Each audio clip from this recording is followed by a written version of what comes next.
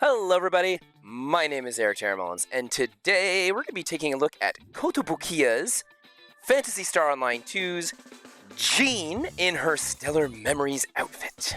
She looks so cute, so adorable, so bubbly, and I love that sweet face. So let's talk about Jean! Not the same Jean, though these two figures here were designed by the same company. I actually opened her up while I was in Japan. Hello everybody, I'm Eric Mullins, and today we're going to be opening another anime figure. This is the second one, I guess no, I'm going to cut that out, but keep it going. And today it's Sword, no, that's not the name of the game. This is Phantasy Star Online 2's Jean. She's adorable, pretty happy and excited about this one. Let's get into it. After taking her out of that box, I needed to package her properly in order to bring her back to my country so she wouldn't be damaged, and I can't keep her in the box because I had no space with all the figures and all the things I was bringing back. So here's my unbagging video. Crossing my fingers she's okay. She was a very tough cookie because she is glued permanently to her base. That's terrifying. I thought I'd be able to take her apart and really package her. I literally have this here, which has a bunch of different bases in it that I protected very well. But her on her base makes her very awkward to carry around. I was terrified that she would break off of it or other pieces would snap.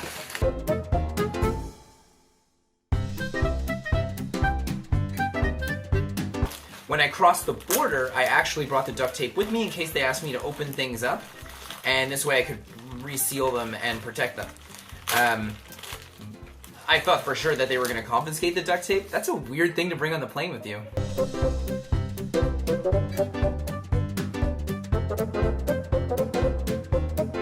I can't believe that she didn't break along the way. Honestly, I was so terrified for her. This base, the fact that she's screwed onto it and everything, I thought she was just gonna snap right off. Very lucky that she didn't. Kotobukiya, thank you so much. Again, I feel like I'm thanking them an awful lot lately. They're just... they get it. They just get it when it comes to bases. Starting with this base plate, it is fabulous. The paint job is all pearlized, which is really cool. It gives it that metallic feeling, while we have a bit of this white, black designs all over it, indented into the actual base. It looks like it'd be a portal or maybe the character selection screen of a mobile game. And she's standing on this lightly blue tinted, transparent plastic plate that is very nice. I think the concept is phenomenal. She's actually screwed into the bottom with her left foot while her right foot is glued into the peg. So she comes as all one giant piece, no assembly required. Part of what makes this base really impressive, but at the same time could be somewhat frustrating, is the idea that she's standing on something that's transparent. If you throw her on something that lights up, that is so cool. You could have all these different gradients and color flowing all over her if you've got RGB lighting. Installing LEDs underneath, you have so many great possibilities to be creative. Or you could be a little less creative and give something like this. But in truth, I'm surprised they didn't put a mirror under her, knowing how much detail they put all over her in the first place, and kind of what this figure is intended to show. Her little stiletto boots are beautiful. The base of this shoe has a nice matte yellowy gold as it goes up into this cool little red design with little pikes at the back that mimic the pikes that are on her hair. I think these look adorable. I love how we have little barcodes along the back, and even the inside of the stiletto has this nice cutout with a little lime green, or maybe it's a repeat of that yellowy gold that's there. The boot itself is done in a lighter color and then well shaded with some nice fabric stretches and pulls along where the shoe bends. Then it goes up into the actual boot tube where we have this armored plating and little gold outline on the top. Afterwards, we get these thigh highs, which are lovely. They're so robot-y future, and they're just so cool. And you'd think that just shading on this would be enough, but they have a couple of lines along the outside and even lines going towards the inside here and there that section off the plastic to really give you that robot-y futuristic design. Not to mention the cute little golden triangles that we get on her knees. And holding these thigh highs in place are the bands along the thigh itself, and these are robot-y, so cool. These things have mad details. We're talking red insert, which seems like it'd be comfortable and soft for the skin, and protect it from the metal plating along the outsides. We get some gorgeous pearlized white along the back, where we then end up having these cute little designs on the side that kind of feel like a callback to her arm pieces, which we'll look at later. The pearlized pieces on the front have some writing on them, though I can't really tell what it says, unfortunately. If you happen to know what this is saying, please write so in the comment section below. I am very curious. I would love to know. Her thighs themselves are super soft, very nicely beveled, and what's the proper terminology to use? Thick. For sure that's not the right one. I'm just gonna say that she's a healthy looking gal, and she also appears to be quite solid. It's expertly sculpted and has some shading here and there. Due to how short her dress is, it's incredibly spicy. Oh my goodness. And just being on your shelf, it's not that noticeable, so it's very on the edge. You can't get more on the edge than this.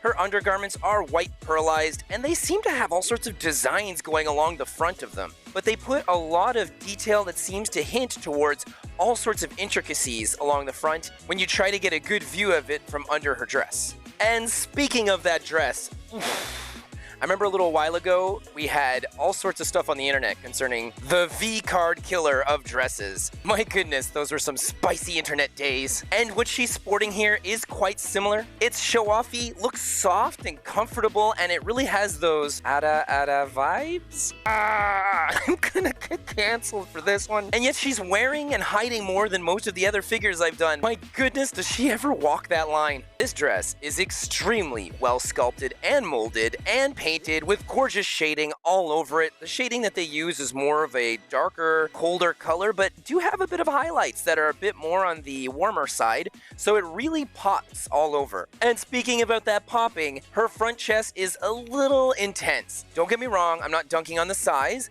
I'm just saying how it goes in is kind of like painted on skin, and I feel like this would have been a little nicer, maybe it benefited just a bit more from being ever so slightly less pronounced in that regard. Already she's right on the line of showing off so much that having something like this just be a little less would have been nice, considering the dress is pretty low on her chest in the first place. Under her chest, there's actually a little cutout that shows, I suppose, maybe some armor she wears underneath. It's kind of cool that we have this here. It would have been nice to see it maybe on the back too, along the top of her behind, where we would see some more armor around there too. Like, that kind of decoupage would have been cool. She has these epic racing stripes along the side of this dress, because this is a robot girl from the future. And she can't just be wearing a V-card killer dress if she doesn't have these racing stripes, where we get a callback on those racing stripes along her arms.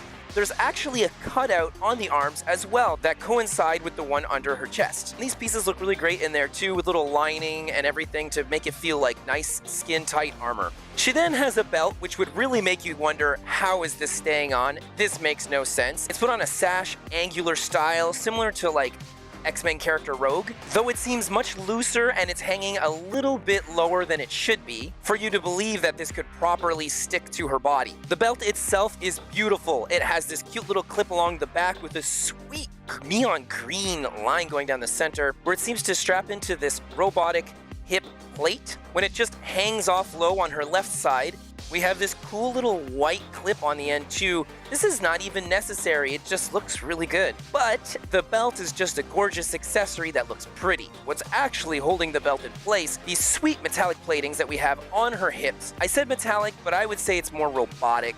And their design is so cool. We have a little bit of writing in the middle again. No idea what that says. Please write so in the comment if you know. And then it goes into these little pins, which almost feel like an organ piano. They have these adorable little bunny ears, and they really look like they're clamped on the side of her body well. The gold is extremely shiny, almost to the point where it sticks out over every other amount of matte gold that we have on this figure. And this is really a nice design feature. You almost look at this and think it's a helmet or a mask some other creature would wear. On the wrists of this big, thick, baggy sweater, we have these lovely little robot platings as well, and they are so cool with little arrows pointing downwards, some beautiful green highlights in there, a circular robot design that has more random writing on it, done in a pearlized white with a bit of neon green along the back end, and a beautiful red stripe going around it. She has these gloves, and the gloves are really cute. Her fingers are slim, elegant, small, and it has this lovely dark at the top where it's red underneath. It just can't get more cyberpunk than that.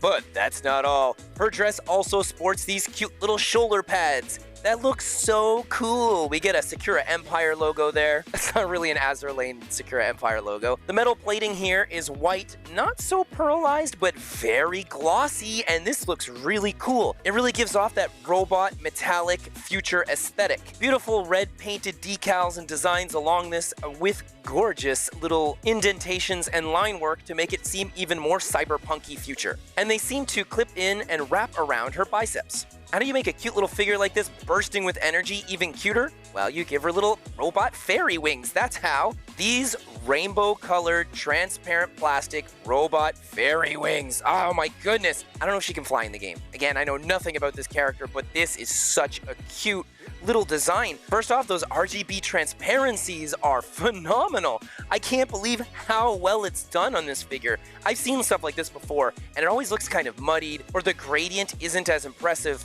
but this is just really beautiful. The pearlized white we get after that has gorgeous blue tint to it, which is a bit of a callback to what we get down on the base plate.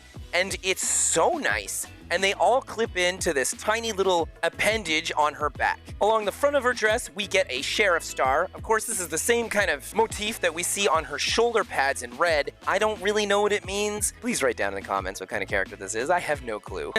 So this little sheriff star is nice. I would say that it's just one thick plate. I don't know if I would have liked it to be more form-fitting. It is very well sculpted. I just find that the lack of detail and simplicity of it kind of clashes with the rest of her. She then has these grommets that seem to be holding her dress up on top of these straps that go up into her neck. These grommets are beautiful. I can't believe how much work they put into them. They have multiple layers. It's not just painted on. They look like they're actually metal. Very impressed. The straps have a green lining and look extremely similar to the belt that she's wearing down at her waist, where they go up and then back down along the back of her body. The skin on her back is very soft, though I would say that the sculpt is extremely subtle. She's definitely not overly muscular. Everything that we see back here is extremely smooth.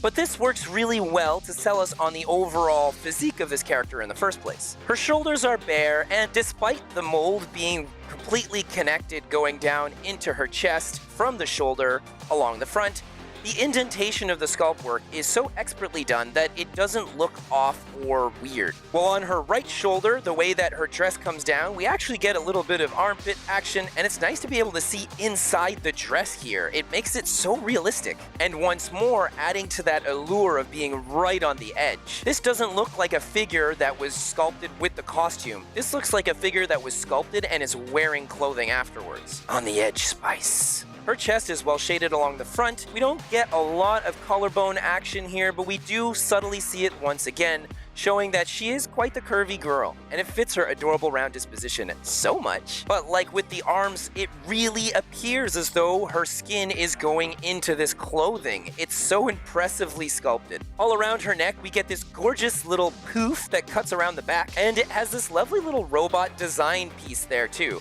I don't know why that's there, like I don't know why most of the things are on her, but it does look cute and it is very cool. Where on the front, she seems to have this mask-looking clip.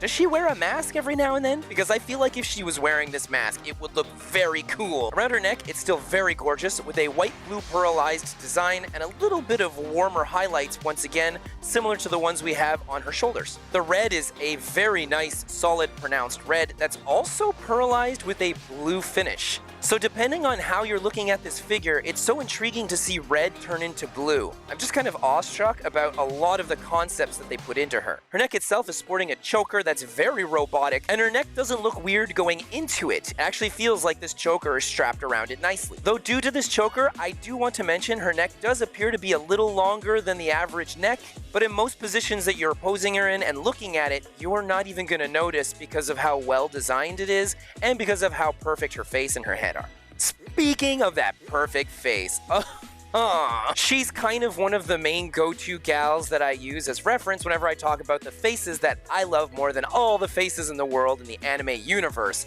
Big, round, summertime, adventure, full of life, energy. It is so good. It's so cute. I love faces like this. I want a million statues with all sorts of different types of big energy like that. This is just I can't even talk properly in order to express how much I love this face. So it's cute.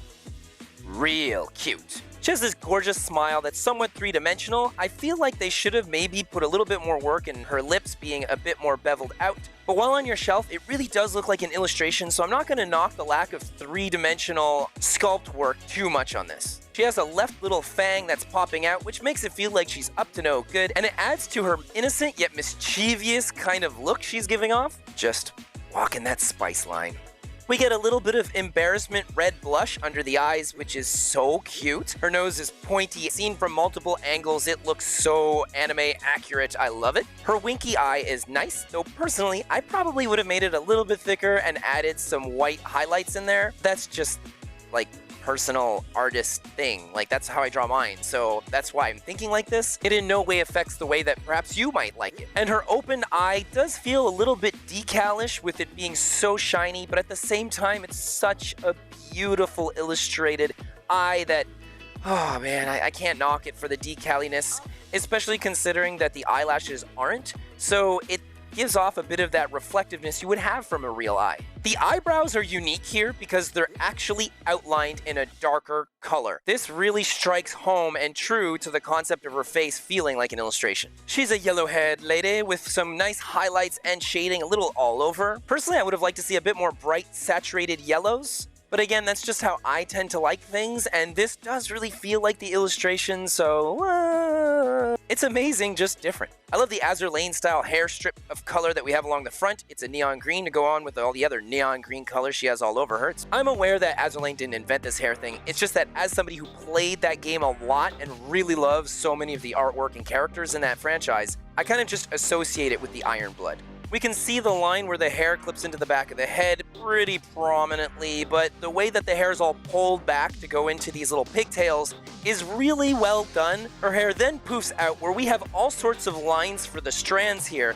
And Kotobukiya, you really expertly sculpted and attached these strands to the mold of this figure phenomenally well. Anywhere that has them feels like it's just a giant strand or piece of that hair, and it's so indented and carved deeply everywhere that it's hard to actually pinpoint which ones are glued on or not. Now obviously the green strand that we have here is a little bit more noticeable, but everywhere else is really well done, and even that green strand you could argue is pretty good. These lovely little bunny ears, kitty ears, robot ears are so cute and a lovely callback from the ones that she has on her shoes. They're all sorts of detailed, well-painted. We get that beautiful blue-colored pearlization on top of the white again here. And then we have those cute little green neon lines on the inside of the black area that's just really nice. Upon her release, she was going for 15,000 yen, which is phenomenally good for a figure of this quality. I definitely think she's worth it at that price, but upon her re-release, she was 17,000 yen. I don't think the inflation is worth the 2,000 yen. It just hasn't been long enough.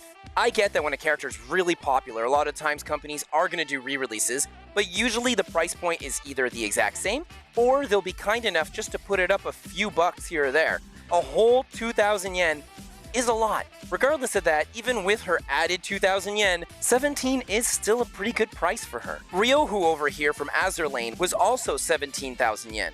Do I think that these characters are both pretty even in their price point and that what you're getting for them? Heck yeah, I do! This is nuts how much detail is in this, and the paint applications are so good. There's hardly any blemishes. The sculpt work is phenomenal. Everything about this figure is really, really beautiful. I would almost give her a 10 on 10 all across the board. It's just, you know, we've got personal preferences, so where I see something being a 10, you might not. It's just to say that going towards the technical aspects of this figure, she is definitely worth that price point. And if you can get her for even cheaper on a secondary market, go for it. With 2 re-releases, I can't imagine how easy it would be to find her for less than that 17,000 yen. And when I picked up this jean from my country through a distributor in my country, I paid way more for her than this jean, which is ridiculous because Phantasy Star jean over here has so much more detail, is so much better sculpted, has so much more going on, is accurate to what I wanted from the pictures. This is just phenomenal. And this one here is kind of a hot, fiery mess. Despite still being very gorgeous, it's just a little bit of false advertising going on with their marketing and their illustration to begin with. This figure strikes me as something that would be like 21,000 yen. For real, in today's day and age, figures are just, oh, they're so expensive. And I don't understand why they keep going up. They really have to start going down. And I'm pretty sure they will soon enough because the secondary market on these figures is absolutely ridiculous. People are flipping them for less and less and less because wallet fatigue, all sorts of people in different countries are going through financial depressions at the moment, so we can't always afford these luxurious statues. Even myself, I would love to get one a month, and I could never afford that. Not unless I keep selling other collectibles, which is what I've kind of been doing, to keep other hobbies alive, and that kind of sucks. So, you know, it'd be nice to see figures going down in price. So I actually have a bit of a ridiculous story to tell. When I picked up Jean, it was in Japan, and I bought her from Mandarake, the actual complex itself.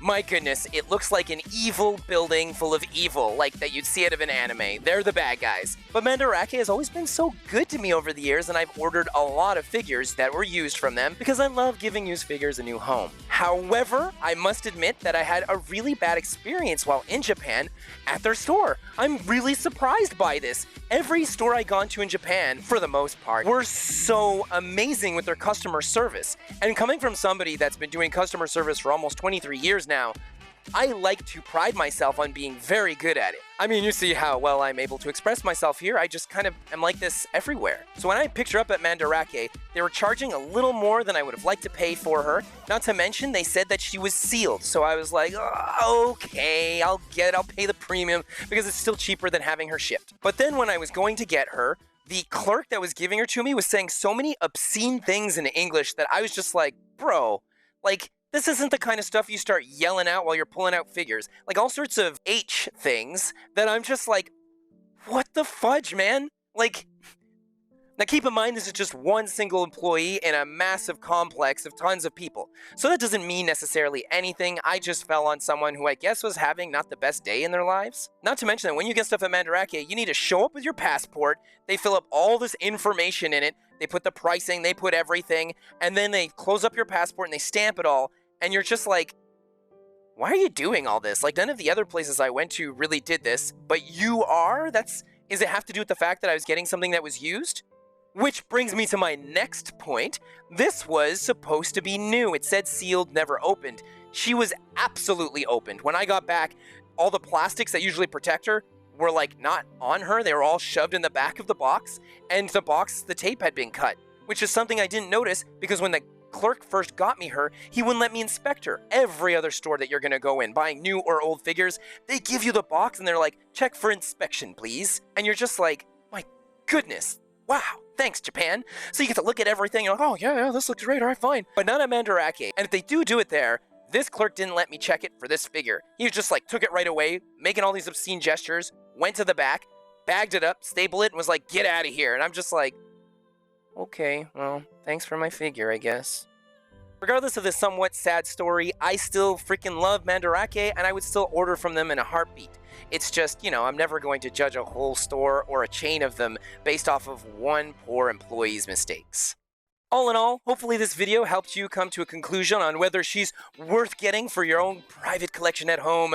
Maybe she fits in that tablet perfectly, or you want to put her with all these other robot girls. Again, I don't know anything about the source material to this figure, so I just got her because I thought she looked so cute and so pretty, and I love everything about this. But I find myself getting a lot of original figures and characters and designs over the years, to which I know nothing about the source material. I love supporting original, creative, and unique ideas, so I try to do it as often as possible. Despite Phantasy Star Online probably being really popular, I just don't have the time for it. I just make all these videos on my own, and it takes a lot of time. Not to mention I also write and illustrate and self-publish my own manga, Blithe, which I pretty much talk about all the time, and I'm always wearing t-shirts to it. So it's just, I'm so busy and I'm so all over the place that playing video games, unfortunately... If you like my video just a little bit, it doesn't cost much to hit that like, smack that subscribe, and Kamehameha that notification bell. It doesn't cost much, and it goes a crazy long way to helping support my channel, which I love and appreciate. I love and appreciate you for supporting my channel, for real. It's amazing, and I thank you very much. Have an amazing rest of your day, and I'll see you next time. Bye! Oh, Nitty2D, you are such a good illustrator and designer! I love the work that this artist does. It's very impressive. It's totally my style. I feel like if we hung out, we'd be on the same wavelength with our tastes in things.